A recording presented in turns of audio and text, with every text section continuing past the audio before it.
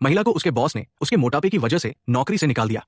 जब वो घर पहुंची और समझ नहीं पा रही थी कि अब क्या करे, तब उसे पता चला कि उसके बॉयफ्रेंड ने भी उसे धोखा दिया है। उसी पल उसे पूरी सच्चाई का एहसास हुआ।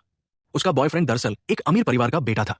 वो हर महीने जी तोड़ मेहनत करती थी और अपनी कमाई का सारा पैसा उसे दे देती थी। वो उसी पैसे से महंगी और लग्जरी चीजें खरीदता था, लेकिन हमेशा गरीब होने का नाटक करता रहता था। उसने उसके पैसों और भावनाओं दोनों का फायदा उठाया। जब वो पूरी तरह निराश हो चुकी थी, तभी उसने अनजाने में एक सहायता प्रणाली सिस्टम सक्रिय कर दी। सिस्टम ने बताया कि अगर वो 10,000 युआन खर्च करेगी तो उतनी ही रकम उसे वापस मिल जाएगी।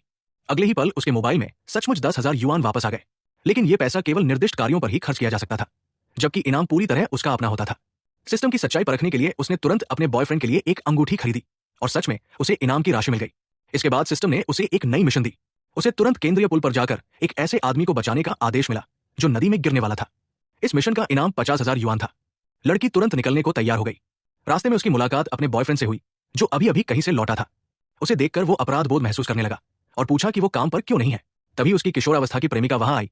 उसने उसके बॉयफ्रेंड को उसके सामने गले लगाया और महिला के मोटापे का खुलकर मजाक उड़ाया। उसने कहा कि वो उसके लायक नहीं है, लेकिन महिला को मिशन पूरा करने की जल्दी थी। उसके पास इन लोगों के लिए समय नहीं था। उसके बॉयफ्रेंड ने जब देखा कि उसे कोई फर्क नहीं पड़ रहा, तो उसे लगा कि कुछ अजीब हो रहा है। उसी समय नदी के किनारे एक कंपनी का अध्यक्ष अपने पुराने किशोर प्रेम को याद कर रहा था। महिला ने उसे देखा और तुरंत उसकी ओर दौड़ी। उसने उसे जोर से पीछे खींच लिया और पानी में गिरने से बचा लिया।